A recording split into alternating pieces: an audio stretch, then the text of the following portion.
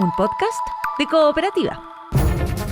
Primer día en la era Kast, se esperan definiciones aún pendientes sobre la candidatura de Bachelet y el cable submarino a China. Esta mañana se reunió con el vicecanciller de Estados Unidos. En Cooperativa, nueva presidenta del Senado respalda la rebaja del impuesto corporativo y la urgencia para declarar como delito la migración irregular. Llamó a priorizar el proyecto de la Sala Cuna. María Corina Machado, Premio Nobel de la Paz, se reúne con la comunidad venezolana esta tarde en el Parque Almagro. Temprano, overoles blancos ahí en el Instituto Nacional. Anoche, incidentes en torno a la Plaza Baquedano. Investigan brutal golpiza al ex convencional constituyente Rodrigo Rojas Vade. Fue maniatado, le rayaron consignas políticas, está en riesgo vital. Conectado a ventilación mecánica, permanece en el sur el carabinero baleado en la última jornada en Puerto Varas, operativos en curso, se busca a los responsables. El chileno Smiljan Radić gana el premio Pritzker 2026, el llamado Nobel de la Arquitectura Mundial. Nuevo líder supremo iraní pide el cierre de las bases norteamericanas en Medio Oriente, si no serán atacadas, dice. Mientras continúan sus bombardeos en el estrecho de Hormuz y el impacto en el mercado del petróleo. Y en el fútbol, otro lesionado. Saldivia será baja en la U en su visita a Coquimbo. ¿Pastrán o Aquino? La duda de Colo-Colo para recibir a Huachipato. Estás escuchando el podcast de El Diario de Cooperativa.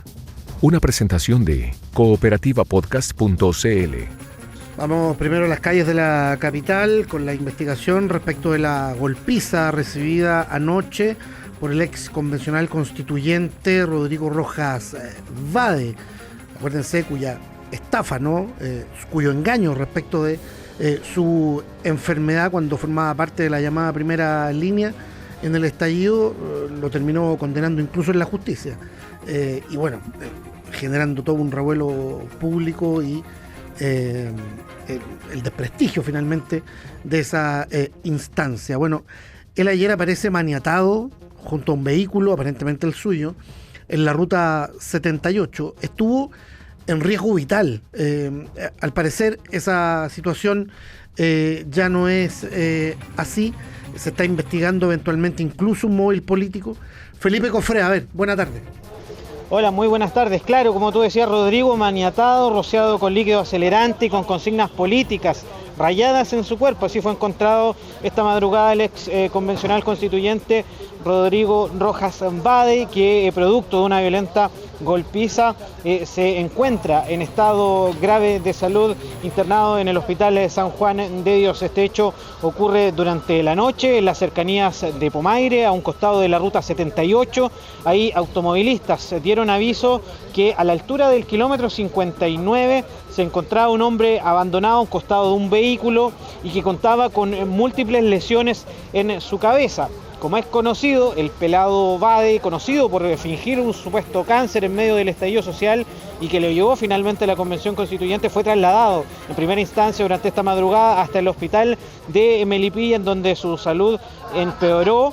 Estuvo por algunas horas incluso en riesgo vital, producto de estas lesiones, de ser trasladado hasta el hospital San Juan de Dios, donde han dicho a través de un comunicado se mantiene estable dentro de su gravedad, aunque fuera de riesgo vital. Los motivos del ataque aún están siendo investigados. Se ha descartado la hipótesis de un robo, ya que tenía todas sus pertenencias, y toma fuerza la de un supuesto secuestro, desconociéndose si es por razones políticas o no. La fiscal Patricia Suazo, de la Fiscalía ECO, se refirió a eventuales hipótesis de este crimen.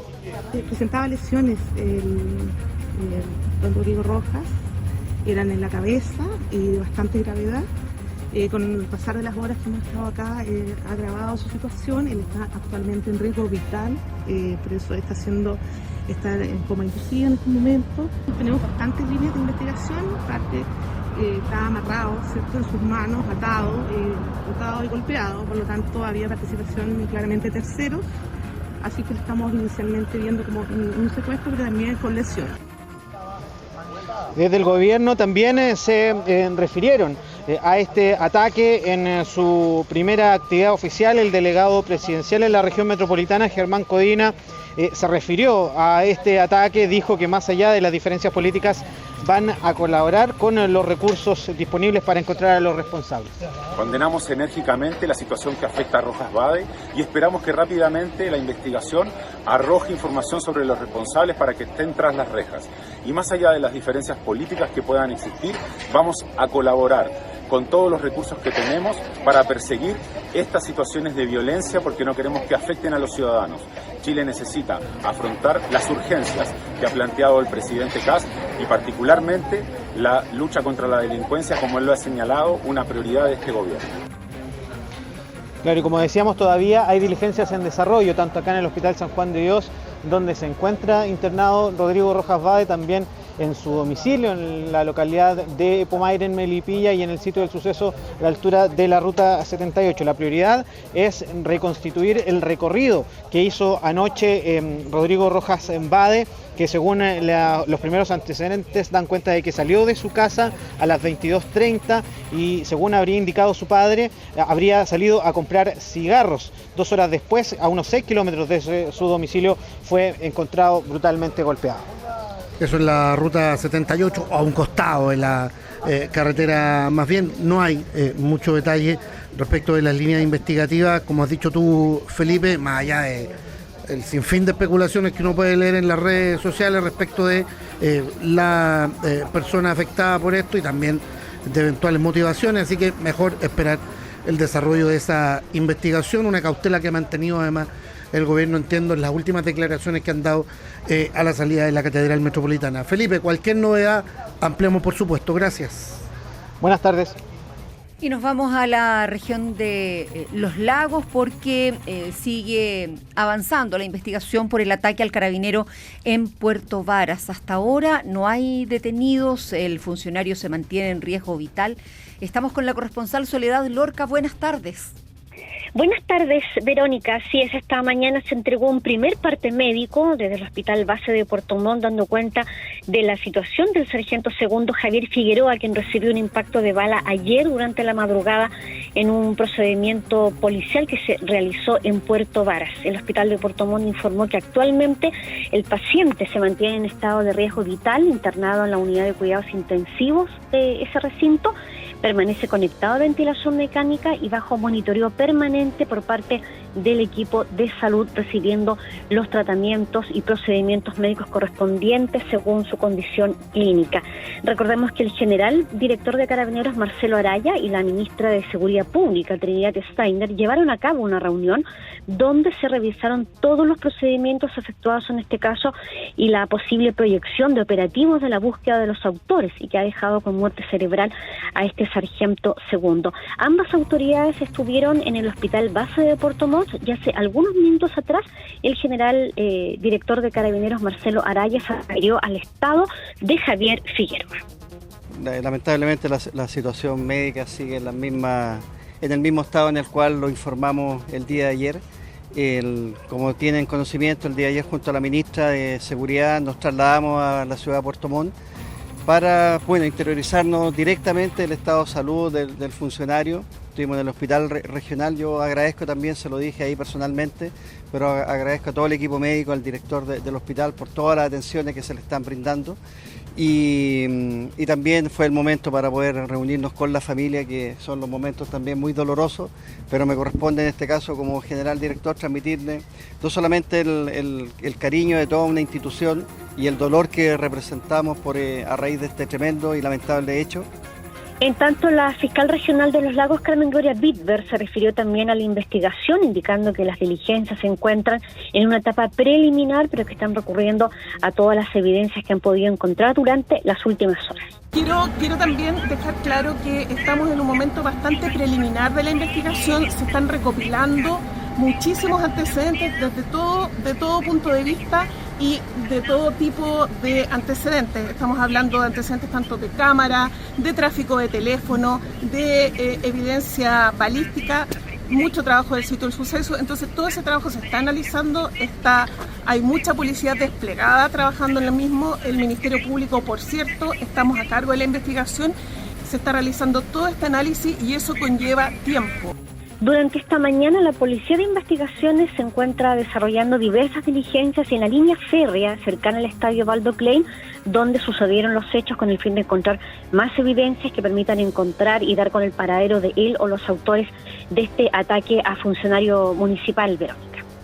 Es Soledad Lorca desde la región de los Lagos con información. Hace un ratito hablábamos con el alcalde de Puerto Varas, el alcalde Gárate, que nos decía que en los últimos 4 meses ha visto una escalada de violencia que es bien importante y que además esto se ha visto agudizado por la duplicación de la población de Puerto Varas, tanto en la ciudad como en la comuna en general, y la mantención de prácticamente el mismo número de carabineros. Nos decía, en la noche hay apenas 2 patrullas para todo Puerto Varas. Dice que tiene poca dotación policial, ¿eh?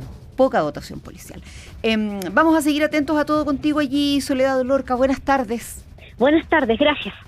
Se supone que en lo que viene la prioridad es la seguridad. Veamos. Los primeros pasos del presidente Kast.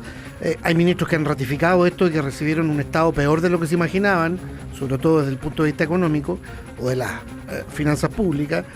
Está el instructivo de Quirós en Hacienda para recortar ahí en los ministerios, apretarse el cinturón. Y en La Moneda, a la espera de definiciones importantes, recibieron a la comitiva de los Estados Unidos. Mariano Reyes, buenas tardes.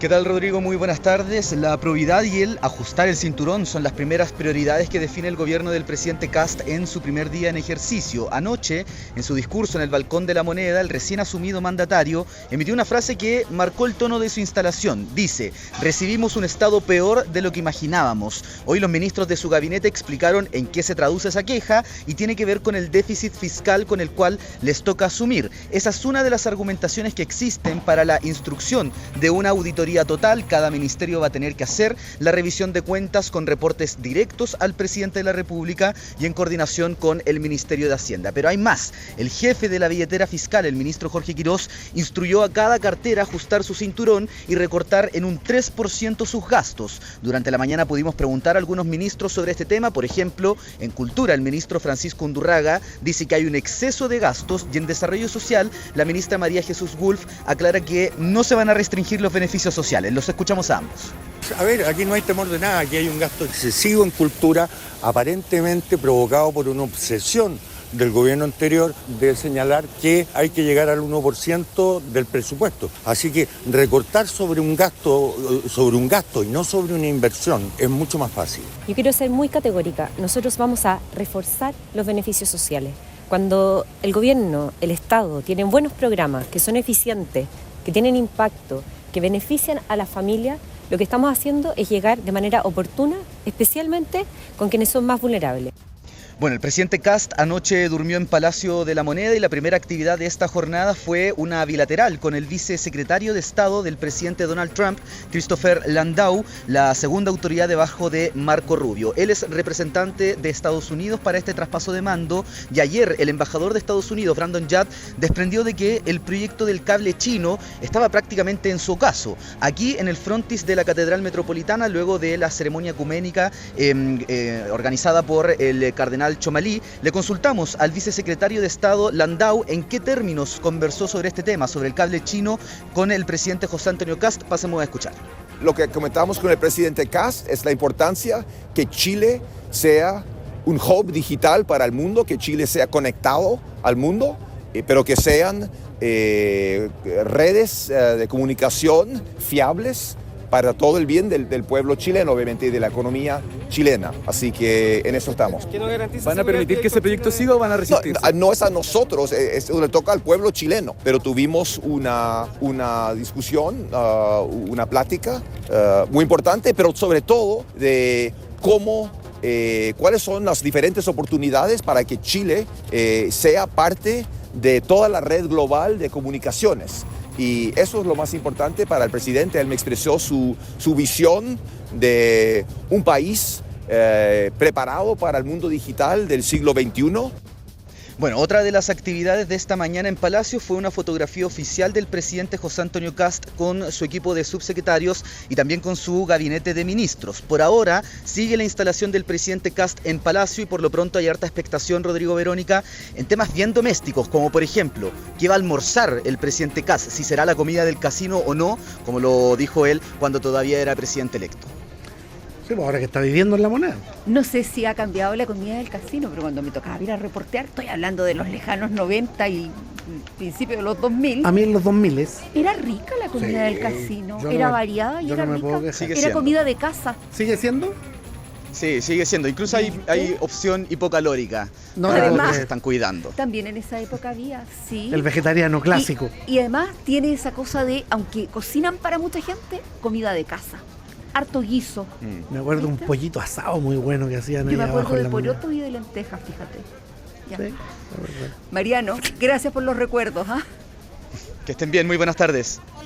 Sí, pues ya despertó ahí, casa. Sí, con pues. Su señora, su claro. casa va a desayunar. Acomodaron me imagino, una rica ducha y después a la pega. Empezar a trabajar. El presidente Kast y las nuevas autoridades, ya lo escuchábamos, asistieron a esta ceremonia ecuménica en la catedral, donde el cardenal Fernando Tchomalí hizo un llamado a terminar con la violencia y con la corrupción en el Estado. Ahí también estuvo Camila López. Buenas tardes. ¿Qué tal? ¿Cómo están? Muy buenas tardes. Y pasadas las 11 de la mañana y a bordo del Ford Galaxy, el presidente de la República, José Antonio Kast, llegó a la Catedral Metropolitana para participar de una ceremonia ecuménica por el nuevo gobierno.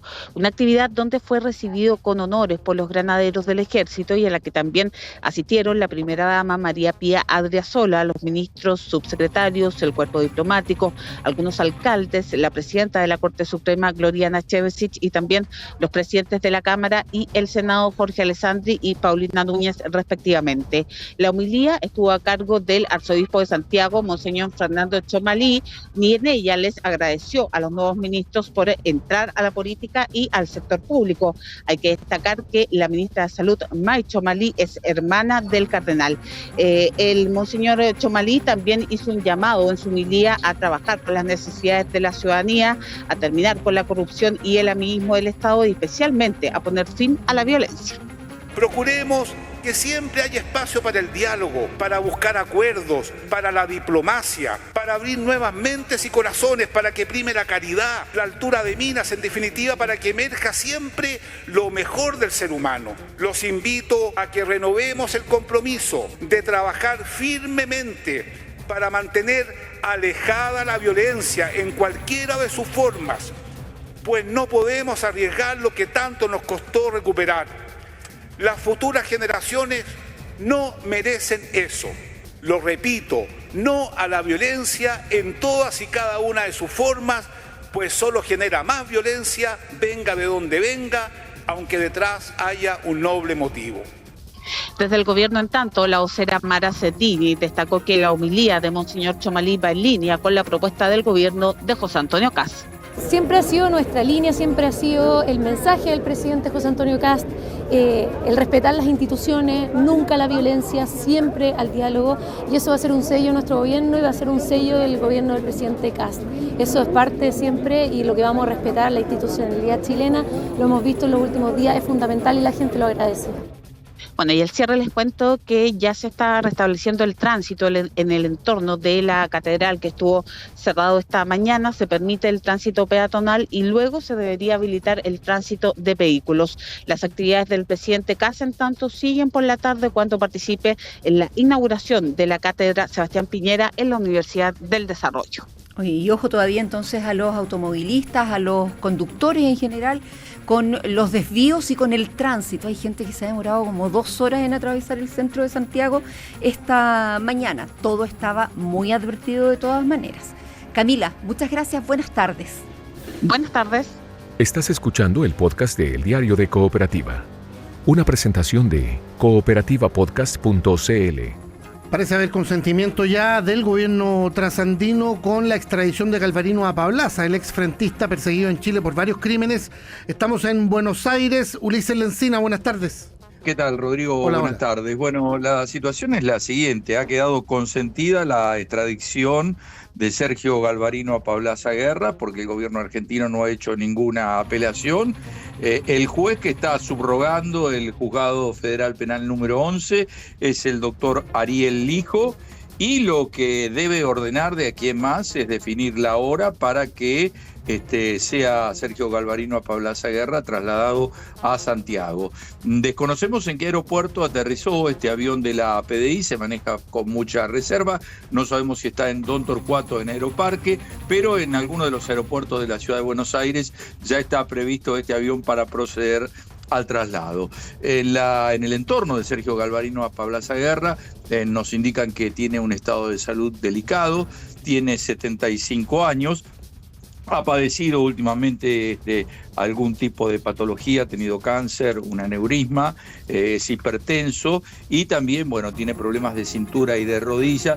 Todos estos antecedentes han sido puestos a disposición del tribunal para ver si está en condiciones de ser trasladado o previamente necesita de una autorización médica. Para la defensa de Sergio Galvarino y para los organismos de derechos humanos de la Argentina, la extradición no corresponde. Esto nos decía el abogado defensor, el doctor Rodolfo Jansson. Las noticias son solo una operación para forzar al gobierno argentino a cometer una ilegalidad, que es la detención de Pablaza. Pablaza hasta el día de hoy es refugiado y hay un proceso en lo contencioso administrativo federal donde se discute si se debe mantener el estatus o no. Pero por otro lado, el proceso de extradición está finalizado desde 2010 como consecuencia del reconocimiento del refugio. Bueno, esta es la opinión, insisto, de algunos organismos de derechos humanos, la mayoría, la línea fundadora de las Madres de Plaza de Mayo, la Asamblea Permanente por los Derechos Humanos, Hijos, y también de los abogados de Pablaza, que la extradición no corresponde. De todas maneras, hay dos bibliotecas, por cuanto ya la CONARE decidió que no reúnen las condiciones a Pablaza para ser un refugiado político. En consecuencia, una presentación judicial de este abogado que fue rechazada en 2 oportunidades por los tribunales trasandinos. En consecuencia, quedó firme la extradición dispuesta en el año 2010 por la Corte Suprema de Justicia de la República Argentina, decisión que no es apelable, es decir, es la última palabra. Nos decía un abogado que conoce el pasillo de los tribunales que, bueno, esto no puede textualmente compararse con lo que es un partido de fútbol en cuanto a la hora, el día y el momento, por cuanto Lijo es un juez subrogante, reemplazó al fallecido Claudio Bonadío, y juez subrogante es un juez suplente que ocupa temporariamente, es decir, Lijo tiene 3 juzgados a cargo, tiene una innumerable cantidad de causas y en consecuencia en algún momento de esta jornada lo va a definir, pero no pudieron precisar la hora ni si va a ser efectiva hoy la extradición de Sergio Galvarino a Pablaza. Rodrigo. Se están haciendo las coordinaciones además entre estados porque sabemos, tal como tú contabas al principio, Ulises, que hay todo un preparativo desde Chile para que termine siendo a Pablaza quien enfrente a la justicia finalmente en los tribunales acá en Santiago, perseguido, recordemos, por varios crímenes, incluyendo el asesinato del senador Guzmán. Cualquier novedad, retomamos. Gracias, Ulises Lencina. Buenas tardes. María Corina Machado, la Premio Nobel de la Paz y líder de la oposición venezolana, tuvo la primera de varias actividades en Santiago en el día después del cambio de mando. Aseguró que su regreso a Venezuela será de manera armoniosa y coordinada con sus aliados o con los aliados. Esta tarde se reúne aquí en Santiago con sus compatriotas. Gonzalo Aguirre, buenas tardes. ¿Qué tal? Buenas tardes. La soberanía popular expresada en el voto es sagrada. Este es un país que respetamos profundamente. No me había sentido tan cerca de mi país como en las últimas horas. Parte de lo dicho por María Corina Machado, Premio Nobel de la Paz y líder de la oposición venezolana, en una conferencia de prensa que ofreció esta mañana en pleno paso por nuestro país a propósito del cambio de mando de la última jornada y a poco más de 9 semanas de la caída de Nicolás Maduro tras su detención concretada por Estados Unidos el 3 de enero pasado.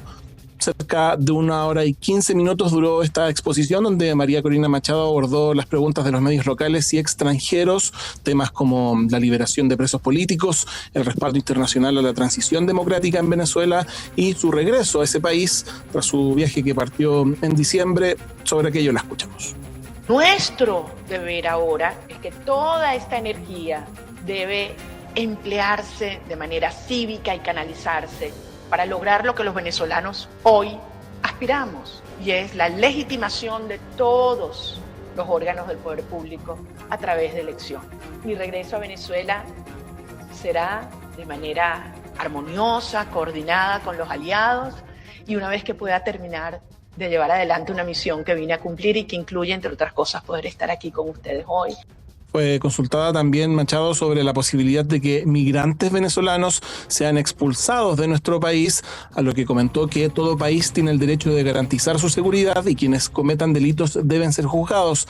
Además que aquellos que son ciudadanos de bien, que huyen de la persecución, que viven en su país, aspiramos a que sean protegidos y que se les dé la oportunidad de vivir libremente para que puedan regresar a su país lo antes posible. Se refirió también al rol del gobierno de Estados Unidos en el proceso que se está viviendo en Venezuela. Dijo que el 3 de enero vimos cómo finalmente se aplicó la fuerza de la justicia internacional ante una estructura criminal. Habla María Corina Machado. La única nación en el mundo que ha arriesgado la vida de alguno de sus ciudadanos por la libertad de Venezuela son los Estados Unidos. Y lo tenemos que reconocer y agradecer. Gracias a esa decisión del presidente Trump, hoy Nicolás Maduro enfrenta la justicia, algo que le negó a millones de venezolanos. Entonces, sí queremos avanzar, queremos hacerlo de manera segura y ordenada.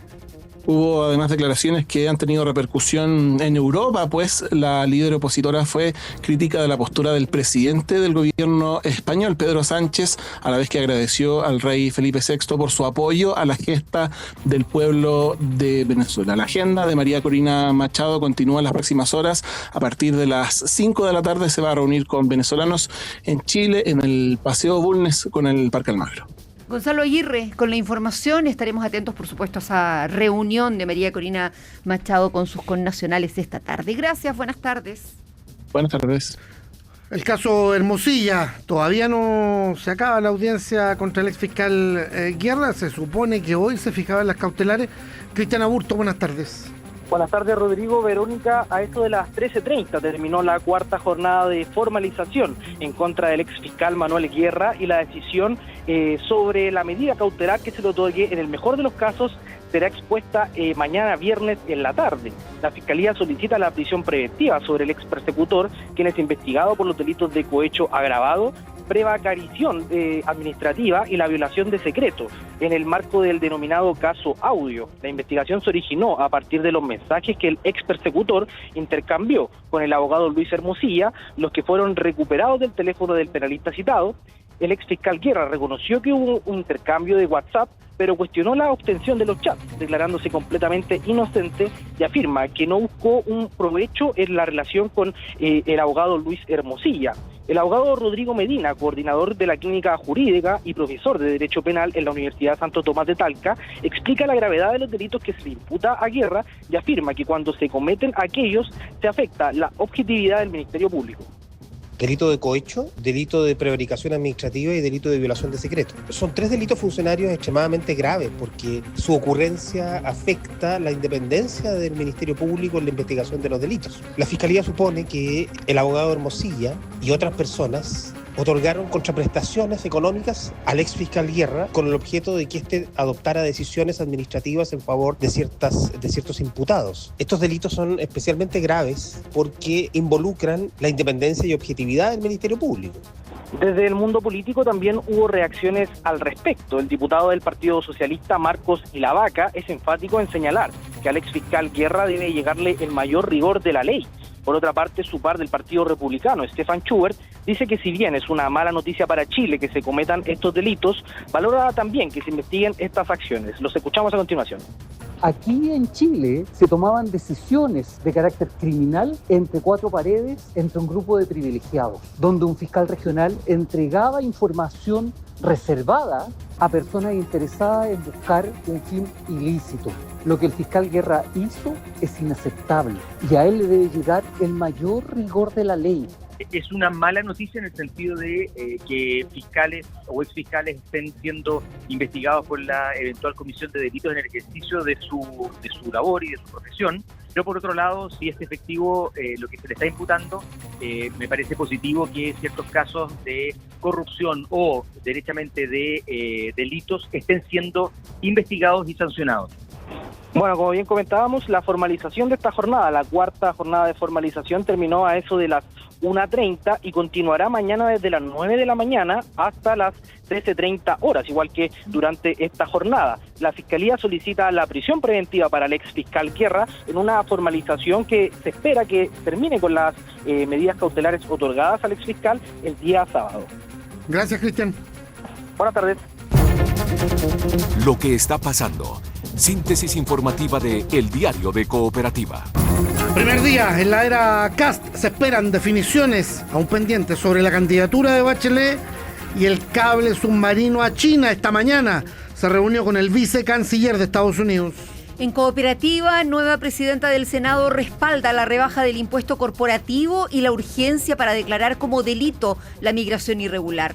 Llamó a priorizar el proyecto de la Sala Cuna. María Corina Machado, Premio Nobel de la Paz, se reúne con la comunidad venezolana esta tarde en el Parque Almagro. Temprano, overoles blancos ahí en el Instituto Nacional. Anoche, incidentes en torno a la Plaza Baquedano. Investigan brutal golpiza al ex convencional constituyente Rodrigo Rojas Vade. Fue maniatado, le rayaron consignas políticas, está en riesgo vital. Conectado a ventilación mecánica, permanece en el sur el carabinero baleado en la última jornada en Puerto Varas, operativos en curso, se busca a los responsables. El chileno Smiljan Radic gana el premio Pritzker 2026, el llamado Nobel de la Arquitectura Mundial. Nuevo líder supremo iraní pide el cierre de las bases norteamericanas en Medio Oriente, si no serán atacadas, dice. Mientras continúan sus bombardeos en el estrecho de Hormuz y el impacto en el mercado del petróleo. Y en el fútbol, otro lesionado. Saldivia será baja en la U en su visita a Coquimbo. Pastrán o Aquino, la duda de Colo-Colo para recibir a Huachipato. Aquí termina el podcast de la segunda edición de El Diario de Cooperativa. Encuéntralo de lunes a viernes en cooperativapodcast.cl o en tu plataforma de audio favorita.